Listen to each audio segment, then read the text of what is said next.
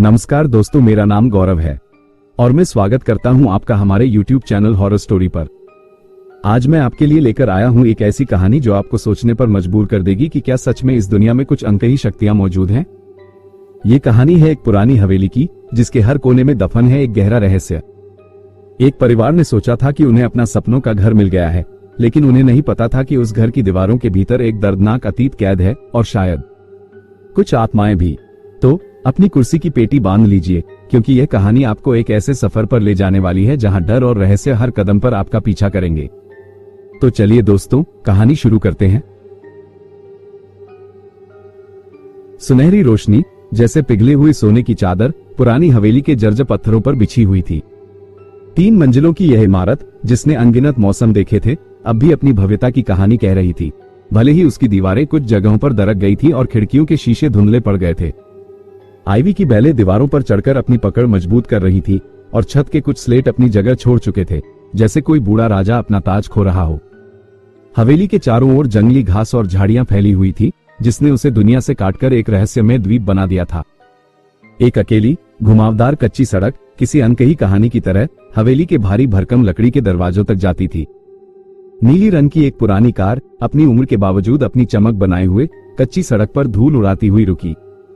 राहुल, जिसकी आंखों में हमेशा एक नई दुनिया को देखने की उत्सुकता झलकती थी, ड्राइवर की सीट से बाहर निकला। उसने गहरी सांस ली, जैसे इस नई शुरुआत की हवा को अपने अंदर समेट लेना चाहता हो। आखिरकार वो फुसफुसाया, उसकी आवाज में एक सपने के सच होने की खुशी थी। पीछे के दरवाजे से अंजलि उतरी। उसकी नजर तुरंत हवेली पर टिक गई, लेकिन उसकी मुस्कान में एक हल्की सी अनिश्चितता थी। उसने चारों ओर देखा, मानो इस एकांत जगह की हर खामोशी को समझने की कोशिश कर रही हो। यह बहुत बड़ी है, राहुल, उसने धीरे से कहा। उसकी आवाज में थोड़ी सी चिंता छिपी हुई थी।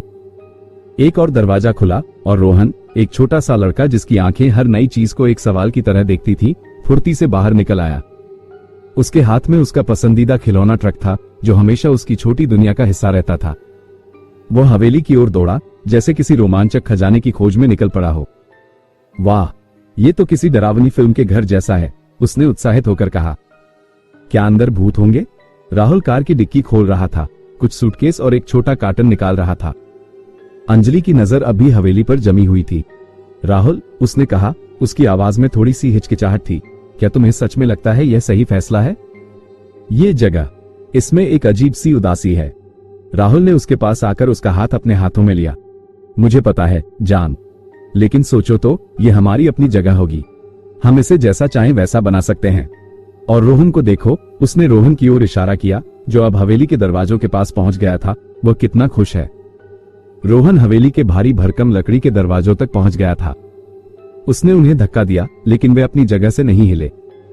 उसने और जोर लगाया, उसका छोटा चेहरा प्रयास से लाल हो गया। ये खुल क्यों नहीं रहा? उसने पूछा, उसकी आवाज में निराशा थी।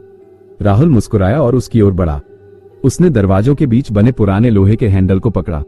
एक गहरी सांस लेकर उसने दरवाजों को खींचा। एक कर्कश चीखती हुई आवाज हवा में गूंज उठी, जब बरसों से बंद दरवाजे आखिरकार खुले। दरवाजा धीरे धीरे खुलता गया, जिससे अंदर का गहरा अंधेरा दिखाई दिया। धूल के कण, जो अब तक अदृश्य थे, सूर्यास्त की सुनहरी रोशनी में नाचते हुए दिखाई दिए। एक बासी पुरानी लकड़ी और मिट्टी की गंध हवा में तैरने लगी। अंदर तो बहुत अंधेरा है, रोहन ने आश्चर्य से कहा। उसकी आंखें बड़े बड़े हॉल में झांक रही थी। चलो, हम सब साथ में चलते हैं, राहुल ने कहा। उसने अंजलि की ओर देखा, उसकी आंखों में एक आश्वासन का भाव था। पहला कदम हमेशा मुश्किल होता है। अंजलि ने एक लंबी सांस ली और धीरे से मुस्कुराई। ठीक है, चलो इसे करते हैं। राहुल ने पहले अंदर कदम रखा। रोहन उत्साह से उसके पीछे पीछे भागा। अंजलि कुछ पल के लिए दरवाजे पर खड़ी रही, हवेली के अंदर झांकती रही। उसकी आंखों में डर और जिज्ञासा का एक अजीब मिश्रण था। फिर उसने भी अंदर कदम रखा। हवेली के अंदर का दृश्य बाहर से भी ज्यादा भव्य और थोड़ा भयावह था। ऊंची छतें ऊपर अंधेरे में खो गई थी। मकड़ी के जालों से ढके हुए बड़े झूमर छत से लटक रहे थे, मानो किसी भूले हुए युग के अवशेष हों। दीवारों पर लगी पुरानी धूल भरी पेंटिंगें धुंधली कहानियां कह रही थी। धूल के कण हवा में तैर रहे थे और हर कदम पर पुरानी लकड़ी के फर्श की चरमराहट एक भूतिया संगीत पैदा कर रही थी। वाह, ये तो बहुत बड़ा है, राहुल ने कहा। उसकी आवाज खाली हॉल में गूंज रही थी। देखो तो, ये हॉल कितना विशाल है। क्या यहाँ कोई खजाना छुपा होगा? रोहन ने पूछा, एक बड़े से कमरे में घूमते हुए। अंजलि ने अपनी नाक सिकोड़ी। मुझे लगता है यहाँ सिर्फ धूल और मकड़ियां ही मिलेंगी। उसकी नजर एक कोने में खड़ी एक बड़ी पेंटिंग पर पड़ी। पेंटिंग में एक गंभीर चेहरे वाली महिला बनी हुई थी, जिसके गहरे रंग के कपड़े और उदास आंखें थी। अंजलि को ऐसा लगा जैसे वह महिला उसे घूर रही हो, उसकी आंखों में एक अजीब सी कहानी छिपी हो। राहुल, उसने धीरे से कहा, ये पेंटिंग मुझे थोड़ी अजीब लग रही है। राहुल उसके पास आया और पेंटिंग को देखा। हाँ, थोड़ी पुरानी है, हम इसे बाद में हटा देंगे। चलो पहले ऊपर चलकर अपने कमरे ढूंढते हैं, बहुत थक गया हूं। राहुल सीढ़ियों की ओर बढ़ा। रोहन उत्सुकता से उसके पीछे पीछे भागा। अंजलि कुछ पल के लिए नीचे खड़ी रही, अपनी नजर उस पेंटिंग पर टिकाए हुए। एक अनजानी बेचैनी उसे घेर रही थी। यहाँ कुछ ठीक नहीं है, उसने मन ही मन सोचा। मुझे ये जगह पसंद नहीं आ रही। राहुल और रोहन सीढ़ियों के ऊपरी लैंडिंग पर पहुंच गए थे। उनकी आवाजें नीचे हॉल में गूंज रही थी। अंजलि ने एक गहरी सांस ली और धीरे धीरे सीढ़ियां चढ़ना शुरू किया। उसकी नजर हवेली के अंधेरे कोनों पर टिकी हुई थी। हमने यहां आकर क्या गलती कर दी? ये सवाल उसके मन में बार बार गूंज रहा था। बाहर हवेली अब धुंध में डूब रही थी। उसकी खिड़कियां अंधेरी आंखों की तरह दिख रही थी और दूर से एक उल्लू की डरावनी आवाज सुनाई दी, जैसे इस नए घर में आने वाले परिवार के लिए कोई अशुभ संकेत हो। रात गहराती गई और पुरानी हवेली पर एक अजीब सी खामोशी छा गई। दिन की आखिरी सुनहरी किरणें कब की खिड़कियों से विदा ले चुकी थी और अब कमरे धुंधले रहस्यमय अंधेरे में डूबे हुए थे। हवा में एक ठंडी सिहरन थी, मानो सदियों पुरानी दीवारें अपनी ठंडक छोड़ रही हों। बाहर पेड़ों की पत्तियां हल्की हवा में सरसराहट कर रही थी, एक धीमी लगातार फुसफुसाहट जो हवेली की चुप्पी को और भी गहरी बना रही थी। राहुल और अंजलि ने रोहन को उसके कमरे में सुला दिया था। कमरा हवेली के ऊपरी मंजिल पर था, जिसमें एक पुरानी चारपाई, एक धूल भरी ड्रेसिंग टेबल और खिड़की पर लटके भारी मखमली पर्दे थे। रोहन दिन भर की थकान और नए घर की उत्सुकता के बाद जल्दी ही गहरी नींद में खो गया था। नीचे लिविंग रूम में राहुल और अंजलि धीमी आवाज में बात कर रहे थे। राहुल कमरे के चारों ओर घूम रहा था, अपनी नई संपत्ति का निरीक्षण कर रहा था, जबकि अंजलि एक पुरानी आरामदायक कुर्सी पर बैठी हुई थी। उसकी नजरें कमरे के अंधेरे कोनों पर टिकी हुई थी। मुझे अब भी थोड़ा अजीब लग रहा है, अंजलि ने कहा। उसकी आवाज धीमी और दबी हुई थी। ये खामोशी, ये बहुत ज्यादा है। राहुल खिड़की के पास रुक गया और बाहर अंधेरे में झांका। शायद हमें इसकी आदत पड़ जाएगी। ये शहर के शोरगुल से बहुत अलग है ना? उसने मुस्कुराने की कोशिश की, लेकिन उसकी आंखों में भी एक हल्की सी अनिश्चितता झलक रही थी। शायद, अंजलि ने कहा, लेकिन उसकी आवाज में कोई उत्साह नहीं था। कुछ देर तक कमरे में सिर्फ घड़ी की धीमी टिक टिक और बाहर हवा की सरसराहट की आवाजें गूंजती रहीं। फिर अचानक ऊपरी मंजिल से एक हल्की दबी हुई खटखट की आवाज आई। अंजलि चौंककर सीधी बैठ गई। क्या तुमने सुना? उसने फुसफुसाते हुए कहा। उसकी आंखें डर से फैल गई थी।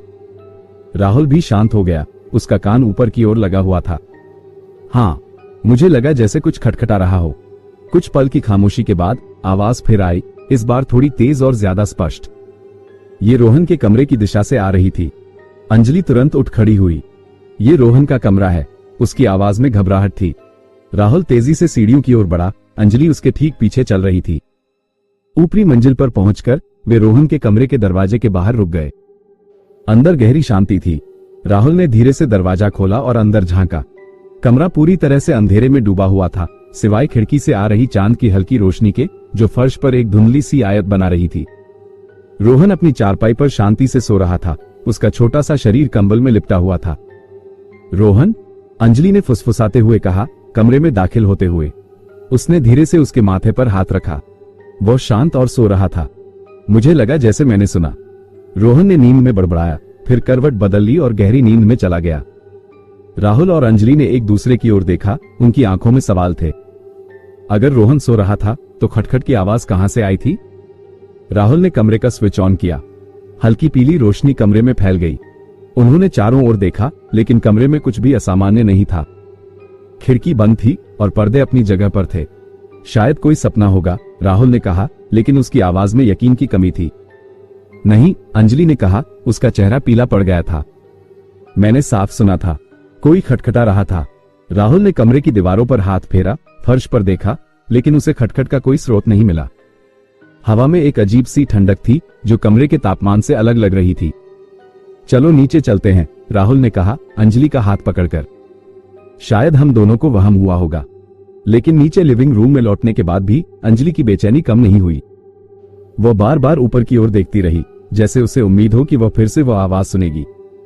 राहुल ने उसे शांत करने की कोशिश की, लेकिन वह खुद भी पूरी तरह से आश्वस्त नहीं था। रात धीरे धीरे बीतती गई, लेकिन उस हल्की खटखट की आवाज ने हवेली की खामोशी में एक दरार डाल दी थी। अंजलि के मन में एक अनजाना डर घर कर गया था, एक ऐसी आशंका जो उसे बता रही थी कि इस पुरानी हवेली में उनकी पहली रात सिर्फ एक शांत नींद से कहीं ज्यादा होने वाली है। हवेली की दीवारें मानो किसी रहस्य को छुपाए हुए थी, और पहली फुसफुसाहट ने उस रहस्य के दरवाजे को थोड़ा सा खोल दिया था। सुबह की रोशनी हवेली के कमरों में दाखिल हुई, लेकिन रात की खामोशी में घुली हुई बेचैनी अभी भी हवा में तैर रही थी। अंजलि नाश्ता बना रही थी, लेकिन उसके चेहरे पर थकान और चिंता साफ झलक रही थी। रात की खटखट की आवाज उसके दिमाग से निकल नहीं रही थी। राहुल लिविंग रूम में अखबार पढ़ने का नाटक कर रहा था, लेकिन उसकी आंखें बार बार ऊपरी मंजिल की ओर उठ जाती थी। रोहन हमेशा की तरह ऊर्जा से भरा हुआ रसोई में अपनी खिलौनों के साथ खेल रहा था, लेकिन उसने भी अपने माता पिता के चेहरे पर छाई उदासी को महसूस किया था। क्या रात को कुछ हुआ था? रोहन ने अचानक पूछा, अपने ट्रक को फर्श पर चलाते हुए। अंजलि ने राहुल की ओर देखा, जिसने अखबार नीचे रख दिया था। नहीं बेटा, बस थोड़ी नींद खराब हो गई थी, राहुल ने कहा, अपनी आवाज को हल्का रखने की कोशिश करते हुए। लेकिन मैंने रात को कुछ सुना था, रोहन ने जोर दिया। मेरे कमरे में कोई खटखटा रहा था। अंजलि ने रोहन के पास बैठकर उसे गले लगाया। शायद कोई सपना होगा मेरे प्यारे, कभी कभी सपने बहुत असली लगते हैं। लेकिन अंजलि जानती थी कि रोहन अक्सर अपने सपनों को लेकर बहुत स्पष्ट रहता था, और उसकी आवाज में डर की एक सच्ची भावना थी। दिन चढ़ता गया और हवेली में अजीबोगरीब घटनाएं होने लगी, जो पहले इतनी सूक्ष्म थी कि उन्हें आसानी से नजरअंदाज किया जा सकता था, लेकिन धीरे धीरे वे इतनी स्पष्ट होने लगी कि उन्हें अनदेखा करना मुश्किल हो गया। लिविंग रूम की छत पर लगा पुराना झूमर, जो बिल्कुल स्थिर था, अचानक बिना किसी हवा के हिलने लगा। उसकी कांच की लटकनें आपस में टकराकर एक हल्की झंझनाहट पैदा कर रही थी। अंजलि ने इसे खिड़की से आने वाली हवा का झोंका मान लिया, हालांकि खिड़कियां बंद थी। कुछ देर बाद जब राहुल ऊपर अपने स्टडी रूम में काम कर रहा था, उसने नीचे हॉल में किसी के फुसफुसाने की धीमी आवाज सुनी। वो कुर्सी से उठकर दरवाजे तक गया और नीचे झांका, लेकिन हॉल खाली था। उसने सोचा शायद अंजलि रसोई में कुछ गुनगुना रही होगी, लेकिन रसोई से कोई आवाज नहीं आ रही थी। रोहन, जो हवेली के बगीचे में खेल रहा था, भागता हुआ अंदर आया। उसकी आंखें चौड़ी थी। मम्मी, मैंने देखा, उसने हंफते हुए कहा। मैंने एक परछाई देखी, वो खिड़की से गुजरी और फिर गायब हो गई। अंजलि ने उसे गोद में उठा लिया। परछाई? कैसी परछाई? वह काली थी और वह बहुत तेजी से भागी, रोहन ने कहा, अब थोड़ा डरा हुआ लग रहा था। राहुल नीचे आया, उसके चेहरे पर चिंता की लकीरें थी। रोहन, क्या तुम ठीक हो? शायद तुम्हारी आंखों का धोखा होगा। लेकिन रोहन अपनी बात पर अड़ा रहा, और अंजलि ने देखा कि उसका छोटा सा हाथ डर से कांप रहा था। दिन भर ये छोटी छोटी घटनाएं जारी रहीं। कभी रसोई के दराज अपने आप थोड़े से खुल जाते, तो कभी ऊपरी मंजिल के कमरे से किसी के चलने की धीमी आवाज सुनाई देती, जबकि वहां कोई नहीं होता था। हर घटना के साथ अंजलि का डर बढ़ता जा रहा था, जबकि राहुल अभी भी हर चीज के लिए एक तार्किक स्पष्टीकरण खोजने की कोशिश कर रहा था। शाम ढलने लगी और हवेली पर फिर से वही अजीब सी खामोशी छा गई। परिवार लिविंग रूम में बैठा था, उनके बीच एक अजीब सा तनाव था। अचानक लिविंग रूम की बत्ती कई बार टिमटिमाई और फिर पूरी तरह से बंद हो गई, कमरे को घने अंधेरे में डुबो दिया। यह क्या था? अंजलि ने डर से कहा। राहुल ने अपने फोन की टॉर्च ऑन की। शायद बिजली चली गई होगी। लेकिन इससे पहले कि वह अपनी बात पूरी कर पाता, कमरे के कोने में रखा हुआ एक भारी भरकम लकड़ी का कुर्सी अपने आप जोर से पीछे की ओर खिसक गया, फर्श पर एक भयानक खरोंच की आवाज पैदा करते हुए। अंजलि चीख पड़ी और राहुल से लिपट गई। रोहन डर के मारे अपनी आंखें बंद कर ली। राहुल की टॉर्च की रोशनी उस कुर्सी पर पड़ी, जो अब कमरे के बीच में तिरछी खड़ी थी, जैसे किसी ने उसे जोर से धक्का दिया हो। उस क्षण राहुल की सारी शंकाएं दूर हो गईं। ये सिर्फ पुरानी हवेली की आवाजें या बच्चों के सपने नहीं थे। यहाँ कुछ और था, कुछ ऐसा जो वे समझ नहीं पा रहे थे, और वो धीरे धीरे अपनी उपस्थिति दर्ज करा रहा था। हवेली, जो दिन में शांत और निष्क्रिय लग रही थी, रात के अंधेरे में जाग रही थी, और परिवार को एहसास होने लगा था कि वे इस पुराने घर में अकेले नहीं हैं। कमरे में पसरा अंधेरा और भी घना लग रहा था, मानो कुर्सी के खिसकने की भयानक आवाज ने हवा में एक स्थायी दहशत घोल दी हो। अंजलि राहुल से चिपकी हुई कांप रही थी। उसकी आंखें अभी भी उस जगह पर टिकी थी जहां कुर्सी पहले रखी हुई थी। रोहन ने अपनी छोटी छोटी हथेलियों से अपने कान बंद कर लिए थे। उसकी सांसें तेज चल रही थी। राहुल, जिसका चेहरा पहले पीला पड़ गया था, अब दृढ़ दिख रहा था। उसकी आंखों में अविश्वास की जगह एक ठंडी, गंभीर समझदारी ने ले ली थी। यह क्या था? अंजलि फुसफुसाई। उसकी आवाज में डर और हैरानी का मिश्रण था। राहुल ने धीरे से उसे अपनी बाहों से अलग किया। मुझे नहीं पता अंजलि, लेकिन अब कोई शक नहीं रहा। यहां कुछ असामान्य है। उसकी आवाज में वो संदेह नहीं था जो पहले हमेशा मौजूद रहता था। कुर्सी का अपने आप हिलना एक ऐसी घटना थी जिसे किसी भी तार्किक व्याख्या से परे माना जा सकता था। अंजलि की आंखें नम हो गईं। मैंने तुम्हें पहले ही कहा था राहुल, मुझे यहां आते ही अजीब लग रहा था। हमें यहां से चले जाना चाहिए। उसकी आवाज में एक हताशा थी, एक ऐसी औरत की हताशा जिसने अपने बुरे पूर्वाभास को सच होते देखा हो। रोहन ने धीरे धीरे अपने हाथ हटाए। उसकी बड़ी बड़ी आंखें कमरे के अंधेरे कोनों को देख रही थी। क्या वो भूत था पापा? क्या भूत कुर्सी हिलाते हैं? उसकी आवाज में डर के साथ साथ एक अजीब सी जिज्ञासा भी थी, जैसे वह किसी रोमांचक कहानी का हिस्सा बन गया हो। राहुल ने रोहन के पास बैठकर उसके कंधे पर हाथ रखा। मुझे नहीं पता बेटा, लेकिन हमें पता लगाना होगा कि यहाँ क्या हो रहा है। उस रात परिवार लिविंग रूम में ही सोया। सारी रात लाइटें जली रहीं। हर छोटी सी आवाज उन्हें चौंका देती थी और हवा में एक अनिश्चितता का भारीपन महसूस हो रहा था। सुबह होते ही राहुल ने फैसला कर लिया कि उन्हें इस हवेली के बारे में और जानना होगा।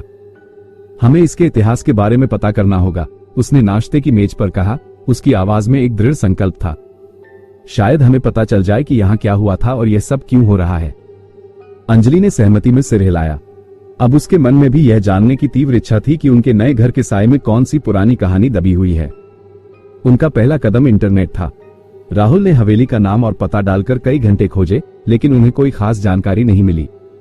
हवेली पुरानी जरूर थी, लेकिन उसका कोई उल्लेखनीय इतिहास ऑनलाइन मौजूद नहीं था। शायद हमें स्थानीय लोगों से बात करनी चाहिए, अंजलि ने सुझाव दिया। गांव के लोग शायद इसके बारे में कुछ जानते हों। राहुल को यह विचार अच्छा लगा। उस सुबह नाश्ते के बाद वह गांव की ओर निकल पड़ा।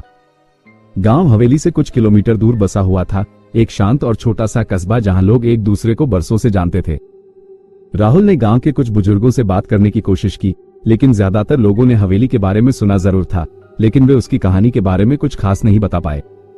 फिर उसे बूढ़े चौकीदार की याद आई, जिससे वह पहले दिन मिला था। वह गांव के बाहरी इलाके में एक छोटी सी झोपड़ी में रहता था। राहुल ने चौकीदार की झोपड़ी ढूंढ निकाली और दरवाजा खटखटाया। कुछ देर बाद बूढ़ा चौकीदार, जिसकी आंखें गहरी और अनुभवी थीं, दरवाजे पर आया। नमस्ते, राहुल ने कहा। मैं वही हूं जो उस पुरानी हवेली में रहने आया है। चौकीदार ने उसे ध्यान से देखा। उसकी आंखों में एक अजीब सी चमक थी। हाँ, मुझे याद है। क्या सब ठीक है? राहुल ने रात को कुर्सी हिलने की घटना और उससे पहले हुई अजीबोगरीब घटनाओं के बारे में बताया। बूढ़ा चौकीदार चुपचाप सुनता रहा। उसका चेहरा गंभीर था। जब राहुल ने अपनी बात खत्म की तो चौकीदार ने गहरी सांस ली। मैंने तुमसे पहले भी कहा था, उस हवेली में कुछ बुरा हुआ था। क्या आप मुझे बता सकते हैं कि क्या हुआ था? राहुल ने उत्सुकता से पूछा। हमें ये जानने की जरूरत है। बूढ़ा चौकीदार ने राहुल को अंदर आने का इशारा किया। झोपड़ी के अंदर धुंधला और शांत था। चौकीदार ने राहुल को एक पुरानी लकड़ी की कुर्सी पर बैठने को कहा और फिर अपनी कहानी शुरू की। उसकी आवाज धीमी और रहस्यमय थी, जैसे वह किसी दबी हुई सच्चाई को उजागर करने जा रहा हो। हवेली का अतीत, जो अब तक एक रहस्य था, धीरे धीरे खुलने वाला था और राहुल को एहसास हो रहा था कि वह एक ऐसी कहानी का हिस्सा बनने जा रहा है जिसकी उसने कभी कल्पना भी नहीं की थी। झोपड़ी के अंदर का माहौल शांत और सादा था। मिट्टी की दीवारों पर पुरानी तस्वीरें टंगी थी और एक धीमी आंच पर चाय की केतली सिगड़ी पर गुनगुना रही थी। बूढ़ा चौकीदार, जिसका नाम रामलाल था, ने राहुल को सामने रखी हुई एक बुनी हुई चटाई पर बैठने को कहा। उसकी आंखें, जिनमें बरसों का अनुभव झलकता था, राहुल को गहराई से देख रही थी। वो हवेली, रामलाल ने अपनी कहानी शुरू की। उसकी आवाज धीमी और थोड़ी भारी थी। कभी वर्मा परिवार का घर हुआ करती थी। राहुल ध्यान से सुन रहा था। उसके मन में उस परिवार की तस्वीर बनने लगी जिसे उसने कभी नहीं देखा था। वर्मा परिवार, वे बहुत अच्छे लोग थे, रामलाल ने आगे कहा। गांव में उनका बहुत सम्मान था। हवेली हमेशा हंसी और खुशियों से गूंजती रहती थी। उनके 2 बच्चे थे, एक लड़का और एक लड़की, बिल्कुल रोहन की उम्र के। उसकी आवाज में एक हल्का सा दुख झलक रहा था, जैसे वो किसी पुरानी याद में खो गया हो। तो क्या हुआ? राहुल ने पूछा। उसकी उत्सुकता बढ़ती जा रही थी। रामलाल ने एक गहरी सांस ली, मानो एक भारी बोझ उठा रहा हो। बुराई कभी कभी अच्छे लोगों के दरवाजे पर भी दस्तक दे देती है। वर्मा परिवार के साथ भी ऐसा ही हुआ। उसने बताया कि कैसे वर्मा परिवार को एक धोखेबाज रिश्तेदार ने धोखा दिया था। उस रिश्तेदार ने उनकी सारी संपत्ति हड़प ली थी, उन्हें कंगाल कर दिया था। वर्मा परिवार ने इंसाफ के लिए बहुत लड़ाई लड़ी, लेकिन वह आदमी बहुत प्रभावशाली था और उसने हर तरह से उन्हें दबा दिया। एक रात रामलाल ने अपनी आवाज धीमी करते हुए कहा, सब कुछ बदल गया। वर्मा परिवार, वे अचानक गायब हो गए। किसी ने उन्हें जाते हुए नहीं देखा। उनके घर के दरवाजे खुले थे, जैसे वे बस कहीं थोड़ी देर के लिए गए हों, लेकिन वे कभी वापस नहीं लौटे। गांव में बहुत खोजबीन हुई, पुलिस भी आई, लेकिन वर्मा परिवार का कोई पता नहीं चला। धीरे धीरे लोगों ने उम्मीद छोड़ दी और यह मान लिया कि वे कहीं दूर चले गए होंगे, शायद अपनी बदनामी और गरीबी से बचने के लिए। लेकिन कुछ लोग, रामलाल ने राहुल की आंखों में देखते हुए कहा, कुछ लोग जानते थे कि कुछ गलत हुआ था। वर्मा परिवार अपनी हवेली और अपने गांव को कभी छोड़कर नहीं जाते। तब से हवेली के बारे में अजीबोगरीब कहानियां फैलने लगी। लोगों का कहना था कि रात के अंधेरे में हवेली से रोने और फुसफुसाने की आवाजें आती हैं। कुछ ने तो वहां परछाइयां देखने का भी दावा किया था। डर के मारे गांव के लोग हवेली के पास से भी गुजरने से कतराते थे। मैंने सुना है कि जो भी उस हवेली में रहने गया, उसने अजीब चीजें महसूस की, राहुल ने कहा। रामलाल की कहानी से पूरी तरह हिल गया था। हाँ, रामलाल ने पुष्टि की। वर्मा परिवार की आत्माएं, उन्हें शांति नहीं मिली है। वे इंसाफ चाहते हैं। राहुल ने पूछा, क्या आपको पता है कि उन्हें इंसाफ कैसे मिल सकता है? रामलाल ने कुछ देर तक चुपचाप राहुल को देखा। उस आदमी ने उनसे जो कुछ भी छीना, उसे वापस करना होगा। सच्चाई सामने आनी चाहिए। जब राहुल रामलाल की झोपड़ी से बाहर निकला, तो उसका मन विचारों से भरा हुआ था।